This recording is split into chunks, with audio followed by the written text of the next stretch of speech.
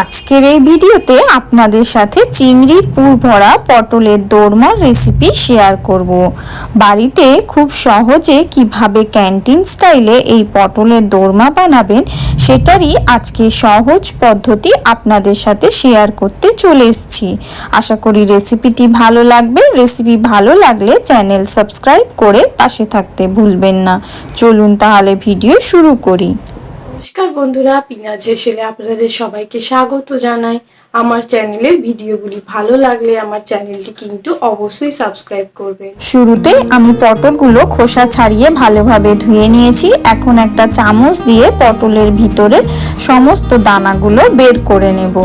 এই কাজটা একটু ধৈর্য ধরে করতে হবে, না হলে কিন্তু পটলগুলো ফেটে যাবার সম্ভাবনা থাকবে। এই রান্নায় আমি পুরো খোসা ছাড়ানো পটলের ব্যবহার করেছি। আপনারা চাইলে পটলের খোসা অল্প বিস্তর রেখেও দিতে পারেন। সমস্ত পটলগুলোর ভিতর থেকে দানা বের করা হয়ে গেছে। এখন বের করে নেওয়া পটলের দানাগুলো একপাশে সরিয়ে রেখে পটলগুলো আমি সামান্য নুন মাখিয়ে নেব। এখানে আমি আর হলুদের ব্যবহার করছি না, অল্প একটু নুন মাখিয়ে পটলগুলো এখন আমি তেলের মধ্যে ছেড়ে হালকা উল্টে পাল্টে ভেজে নেব। পটল যতক্ষণ ভাজা হচ্ছে অপর পাশে আমি পটলের দানা দিয়ে চিংড়ি মাছ সহযোগে পটলের ভিতরে ভরার জন্য পুরটা তৈরি করে নেব। একটা মিক্সির জারে আমি পটলের দানাগুলো দিয়ে দিচ্ছি, সেই সাথে দিয়ে দেব ভেজে রাখা চিংড়ি মাছ। এখন এটাকে একেবারে মিহি পেস্ট বানিয়ে নেব। অপর পাশে পটলগুলোও কিন্তু ভাজা হয়ে গেছে। এখন পটলগুলো আমি তেল ঝরিয়ে তুলে নিচ্ছি। বাড়িতে এইভাবে একবার চিংড়ির পুর ভরা দোরমার রেসিপিটা ট্রাই করে দেখতে পারেন। এখন পড়ে থাকা বাকি তেলের মধ্যে আমি দিয়ে দেব বেটে রাখা সেই পটলের দানা চিংড়ির পেস্টটা। এখানে পটলের দানা চিংড়িটা আমি একেবারে মিহি করে কিন্তু বেটে ব্যবহার করেছি।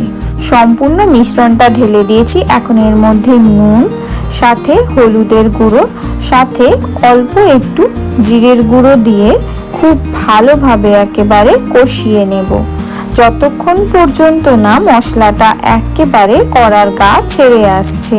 5 থেকে 6 মিনিট সময় ধরে কষালেই খেয়াল করবেন মশলাটা কিন্তু আস্তে আস্তে শুকনো হতে শুরু করেছে।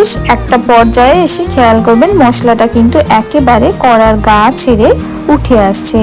এই পর্যায়ে গ্যাসের ফ্লেম অফ করে মশলাটা ঠান্ডা করে নেব। এখন দোরমার গ্রেভির জন্য টমেটো, কাঁচা লঙ্কা, আদা বেটে নিচ্ছি।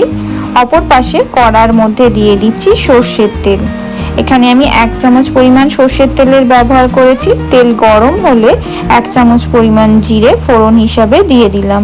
সেই সাথে দিয়ে দিচ্ছি বেটে নেওয়া টমেটো, আদা, কাঁচা লঙ্কার পেস্ট। সেই সাথে দিচ্ছি কিছু গুঁড়ো মশলা যেমন নুন, হলুদ, লঙ্কার গুঁড়ো। এখন মশলাটা আমি মাঝারি আঁচে অনবরত নাড়াচাড়া করে কষিয়ে নেব যতক্ষণ না পর্যন্ত মশলা থেকে তেল ছাড়ছে। মশলা যতক্ষণ কষানো হচ্ছে অপর পাশে আমি ঠান্ডা করে নেওয়া পটলের দোরমার পুরটা ভেজে নেওয়া পটলের মধ্যে ভরে নেব। আলু, পোস্ত, বিভিন্ন রকম পুরে কিন্তু এই দোরমার রেসিপি হয়ে থাকে। বাড়িতে একবার এইভাবে ট্রাই করে দেখতে পারেন। সমস্ত পটলের ভিতরে পুর ভরা হয়ে গেছে। এখন দোরমার গ্রেভিটা একবার চেক করে নেব। দেখুন গ্রেভিটা থেকেও কিন্তু তেল ছাড়া শুরু হয়ে গেছে। এই পর্যায়ে আমি এর মধ্যে দিয়ে দিচ্ছি কাজু বাটা। এখানে আমি 5 থেকে 6টা কাজু বাদাম ভিজিয়ে রেখে বেটে নিয়েছি, সেটাই দিয়ে দিলাম। এখন কাজু বাদাম পেস্টটা দিয়ে ভালোভাবে একবার নাড়াচাড়া করে মশলার সঙ্গে মিশিয়ে নেব। এখানে আরও 4 থেকে 5 মিনিট সময় ধরে মশলাটা হালকা আঁচে কষিয়ে নেব। 4 থেকে 5 মিনিট কষানোর পরে খেয়াল করবেন মশলা থেকে কিন্তু আবার তেল ছাড়তে শুরু করেছে। এই পর্যায়ে আমি এর মধ্যে ঝোলের পরিমাপ অনুযায়ী দিয়ে দেব জল। এখানে আমি 1/2 কাপ পরিমাণ জলের ব্যবহার করেছি।